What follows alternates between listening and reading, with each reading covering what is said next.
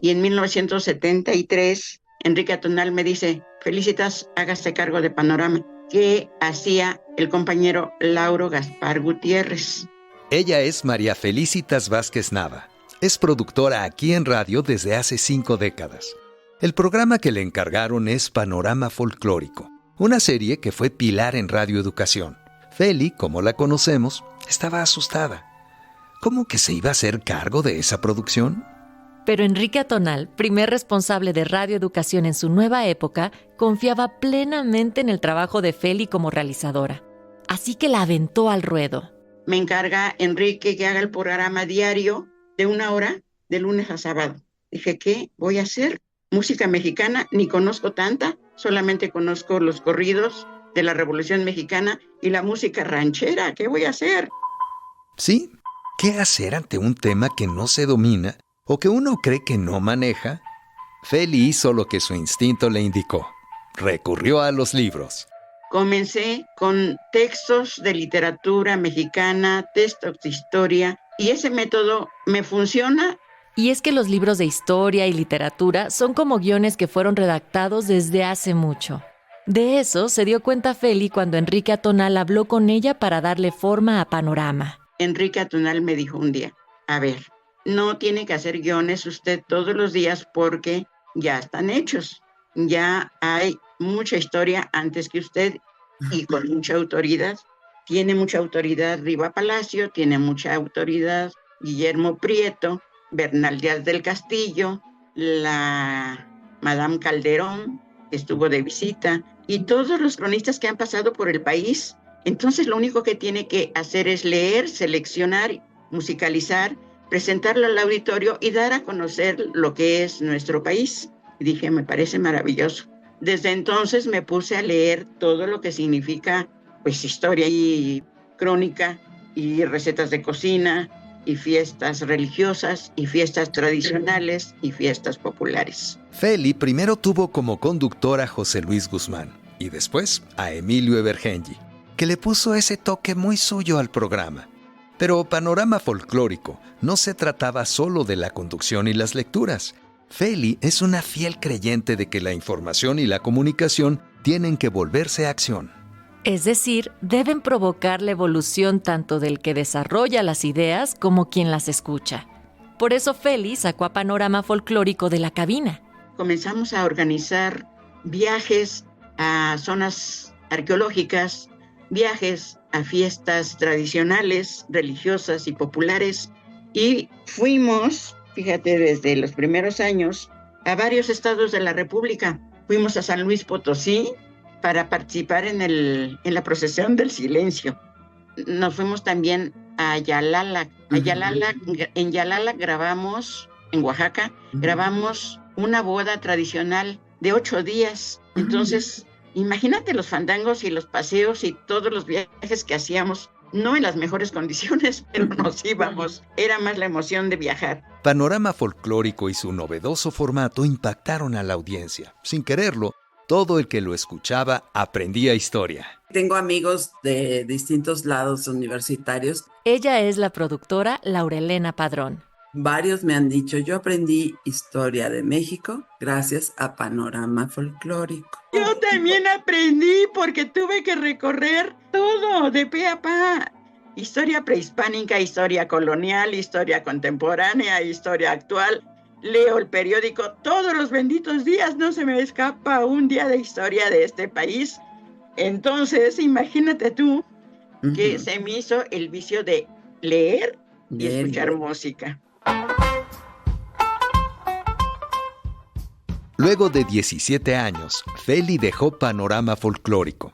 Tiempo después la serie terminó. Si bien el trabajo de Feli se puede escuchar en otras series como Ecosol, que propone una economía a favor de la comunidad, y Aqua, que toca temas de medio ambiente, Panorama dejó huella y ha sido uno de los programas más escuchados por la audiencia. Yo soy Ignacio Casas. Y yo, Natalia Luna. Bienvenidos.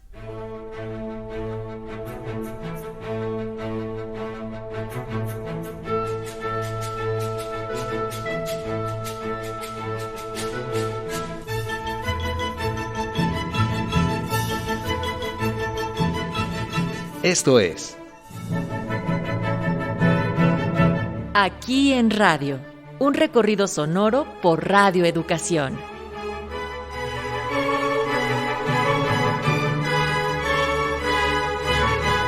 Capítulo 7. Generadora de contenidos.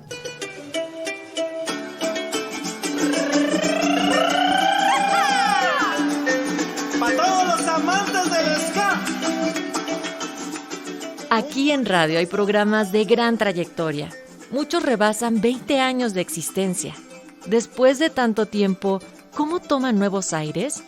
A veces sumando a sus filas a gente más joven y con una mirada fresca. Yo soy Emilio Rivas González, empecé en el año 2012 a trabajar. Yo soy hijo del productor Enrique Rivas Paniagua, que lleva trabajando en Radio Educación durante muchos años. Surgió la posibilidad de poder ayudar a mi papá en la asistencia de producción del programa Sonidos de la Huasteca.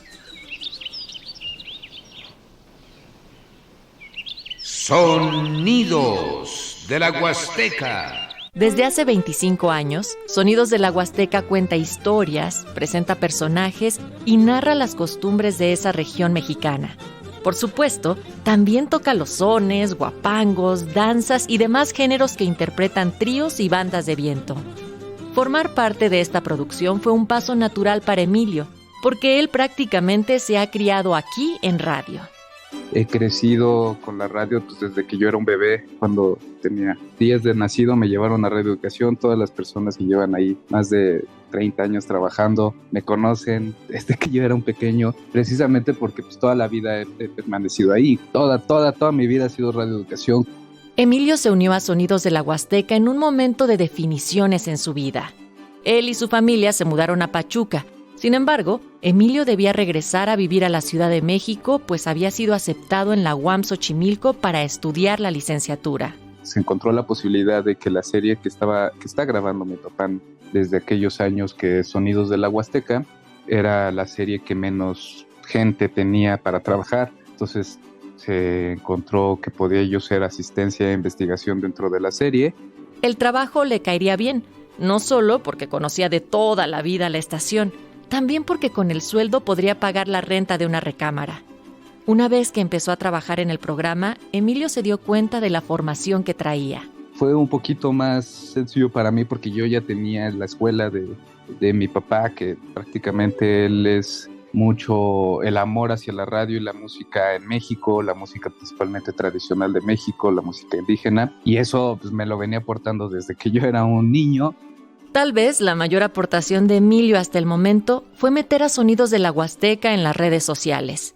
Nosotros pudimos crear una página de Facebook que tiene un alcance que nos parece el perfecto y el correcto para el programa y para la difusión de la música huasteca, porque se graba los tríos y la música en vivo, se graban, yo los grabo con una cámara, los subimos en video y ya no solamente es la experiencia de la radio, sino también es la experiencia del video. Y sí, parece que ha funcionado, porque hasta el momento la página en Facebook de Sonidos de la Huasteca tiene casi 8,000 seguidores. Lo que nos ha ayudado a que también la gente nos retroalimente ahora ya no solamente personalmente en algún evento, sino también en Facebook. Lo que ha hecho que pues, crezca nuestro alcance de una manera que nunca imaginamos. Para Emilio y su papá, Sonidos de la Huasteca no es solo un trabajo. Se trata de una experiencia que ha impactado sus vidas. Crecer con la radio para mí desde niño me ha permitido entender a Radio Educación como parte de mí, no solamente musicalmente o de comunicación, sino de mi vida profesional y personal. Emilio es parte de Sonidos de la Huasteca casi por herencia, pero hay otras personas que están destinadas a ser parte de ciertos programas de radio.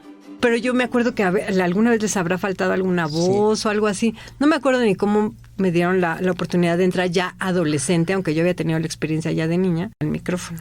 Ella es Ana Aguirre. Es redactora en el área de noticias, aquí en radio. Cuando empiezo a experimentar con la radio y con los niños, me quedo como con una... se me enciende como una llama por dentro, así. Y me recuerda mucho la experiencia que yo tuve. Es que los papás de Ana trabajaron también aquí en radio, así que al igual que Emilio, ella creció en Radio Educación. Además, siendo niña le tocó ver el trabajo de Marta Romo, entonces gerente de Radio RIN.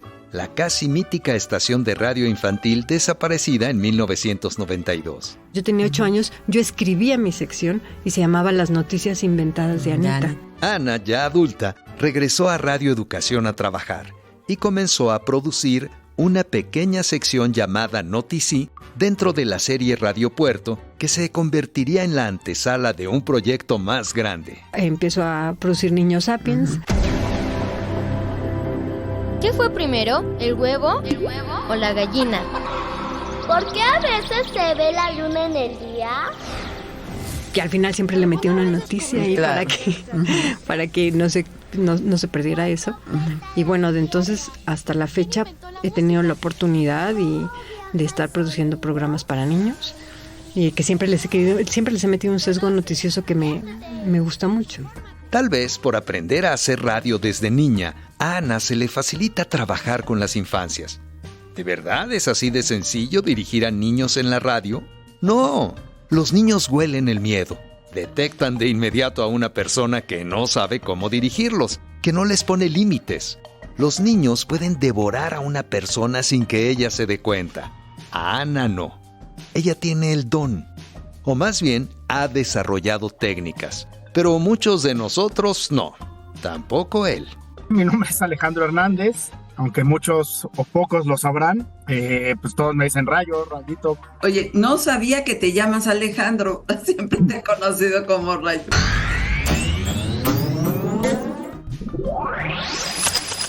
Nosotros también lo conocemos así, Rayo.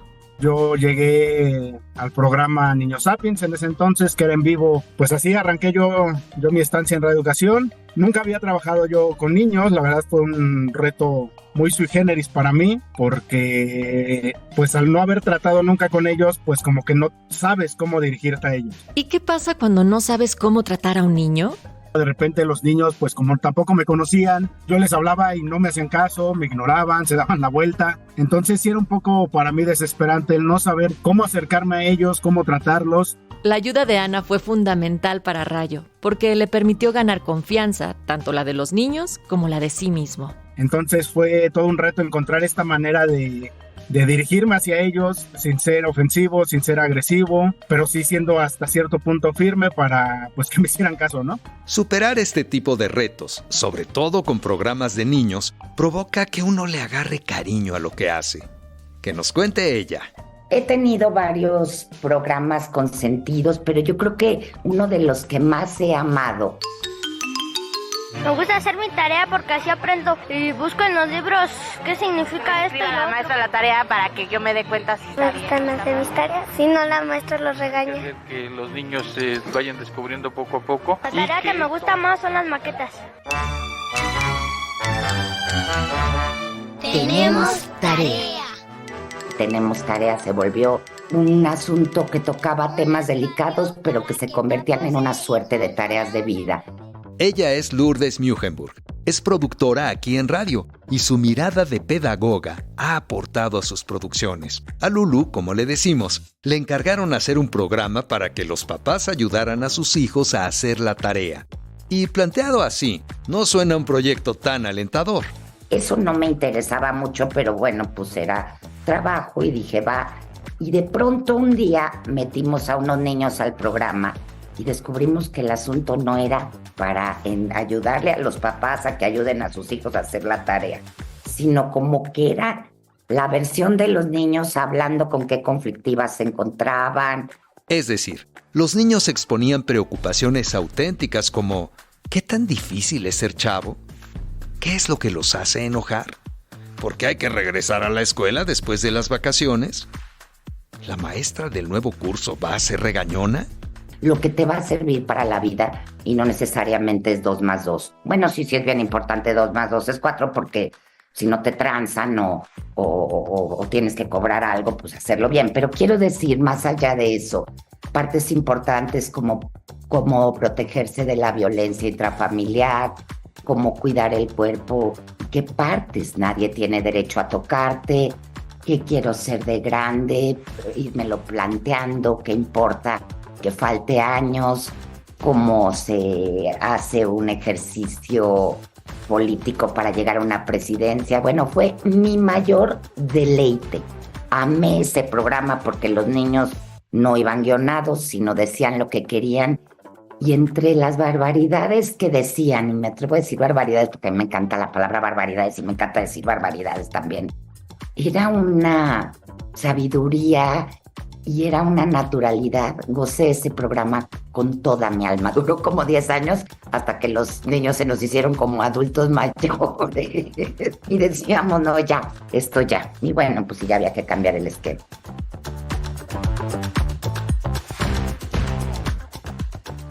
Y así, mientras se hace radio, a veces se juntan las circunstancias y el momento para que surja un proyecto sobre un tema evidente, pero del que nadie habla. Que López Portillo había dicho había ese dicho de perro no come carne de perro. Los medios no se criticaban a sí mismos y otros periodistas no criticaban a otros periodistas, ¿no? No se hablaba de los medios de comunicación.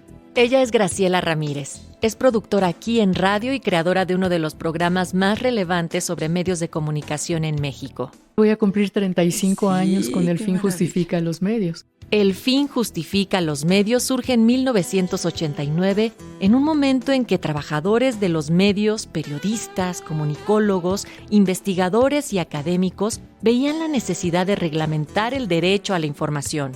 También de modificar la ley de radio y televisión para que pudiera hacer más democráticos a los medios de comunicación. Una exigencia que se tenía desde mediados de la década de los 70.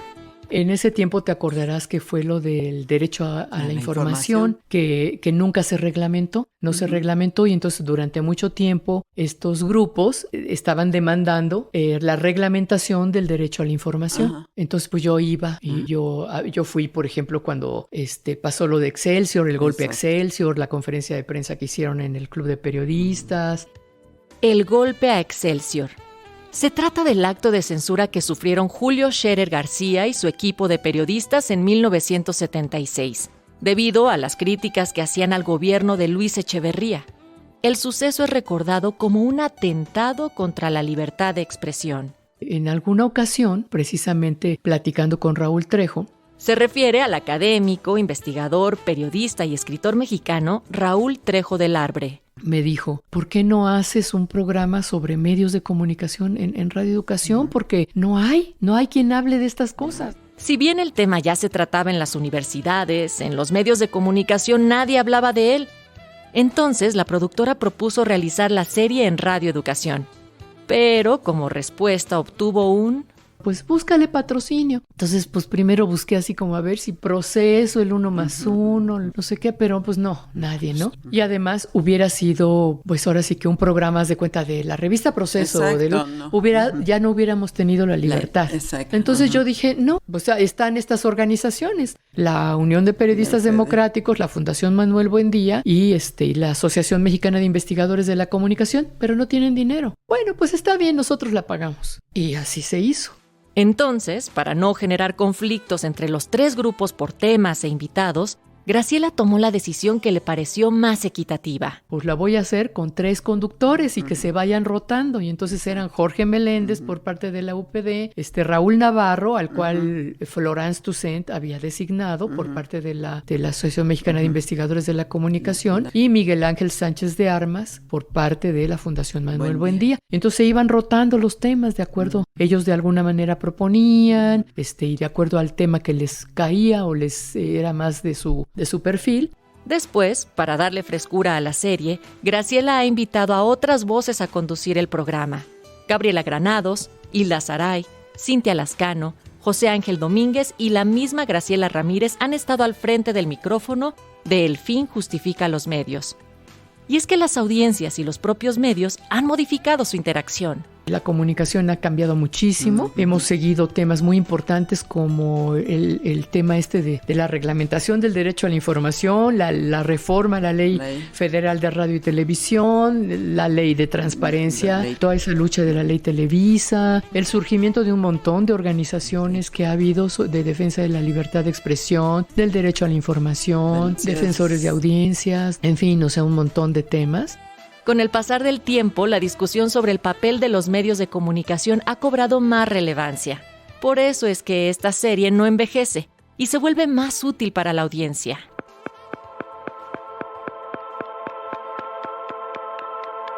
Sigue las señales que viajan por el espectro radioeléctrico.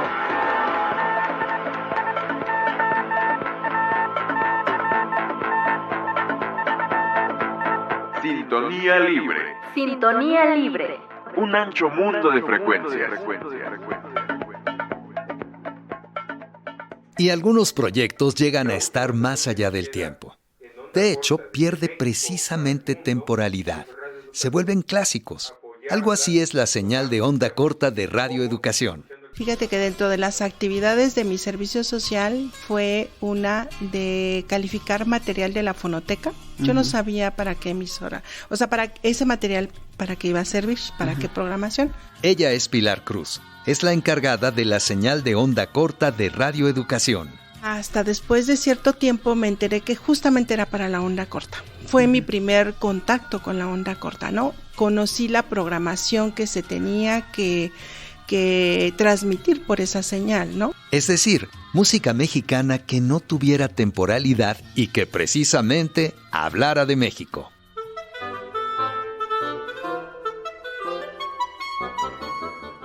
Pero, ¿de dónde salió esta señal de la que estamos hablando?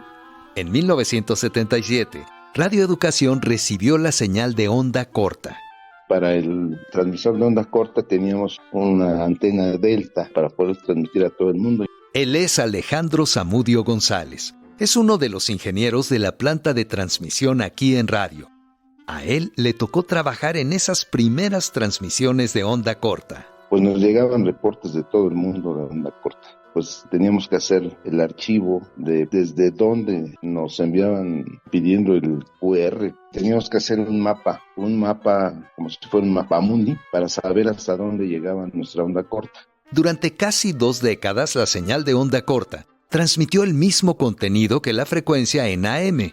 Pero en 1994 se decidió que contara con su propia programación y que las intervenciones de locutoras y locutores fueran en español, francés, alemán e inglés.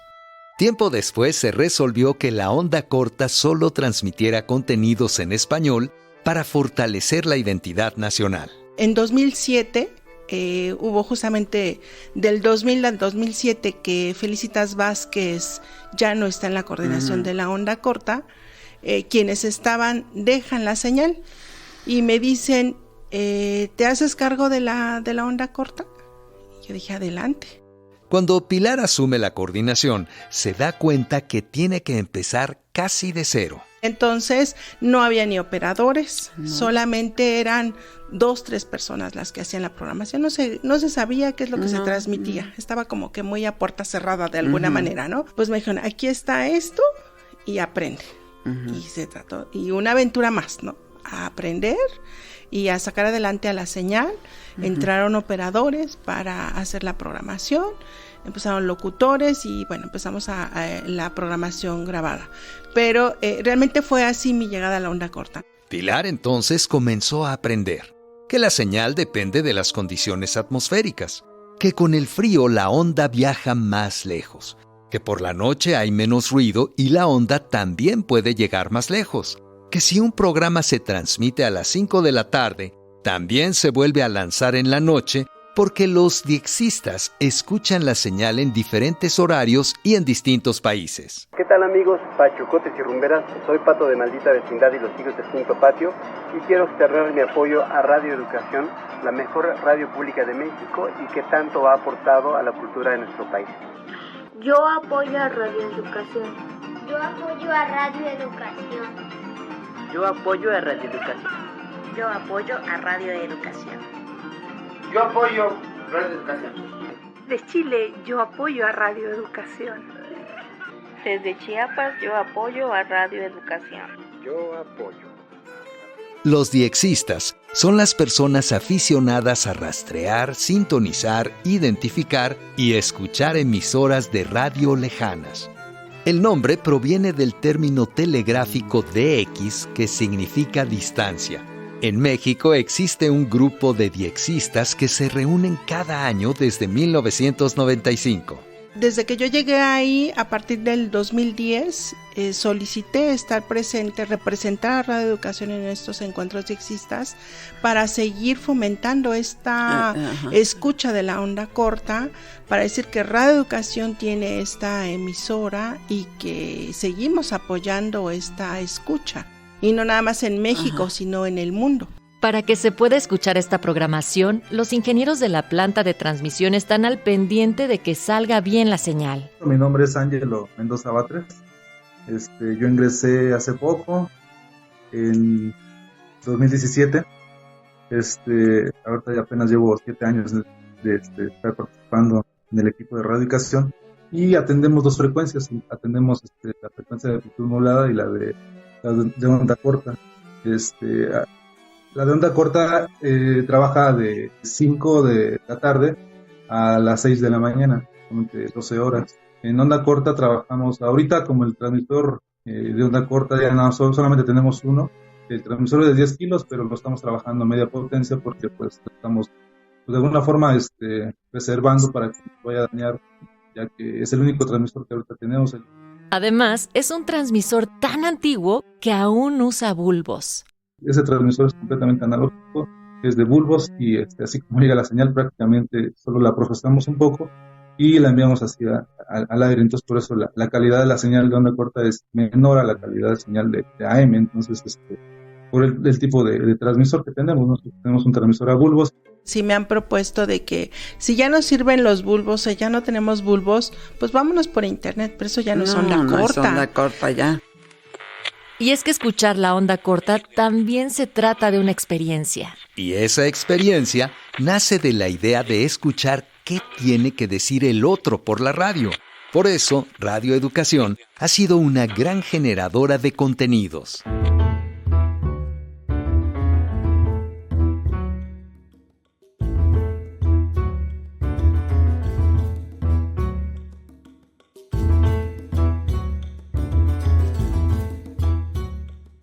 Son tantos los programas y series que se han realizado en estas décadas que durante la planeación de este documental se enlistó apenas un puñado de producciones, un poco más de 100. El lado oscuro de la luna, de Puntitas, Del campo y de la ciudad, Sexualidad en tu propia voz, No hagan ruido, ¿Quién canta? En fin.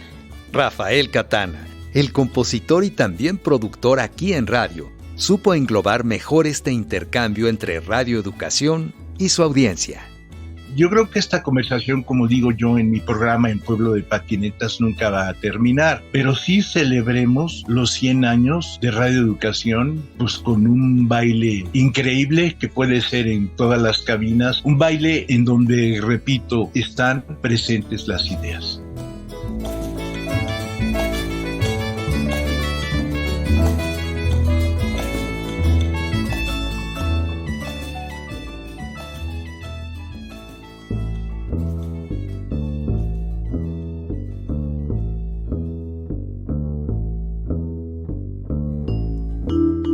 Esto fue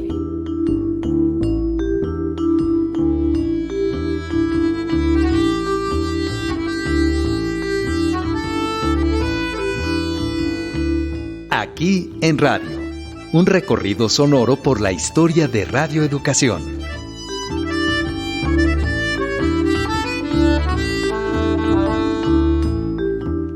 La Radio Centenaria.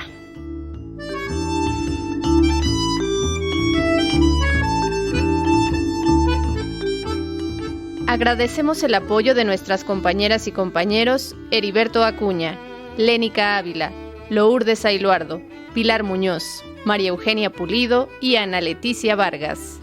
En el equipo de producción, Servicio Social, Gala García, Adriana Cornejo, Brandon Vela, Javier Embriz, Daniel González, David Castañeda y Jimena López.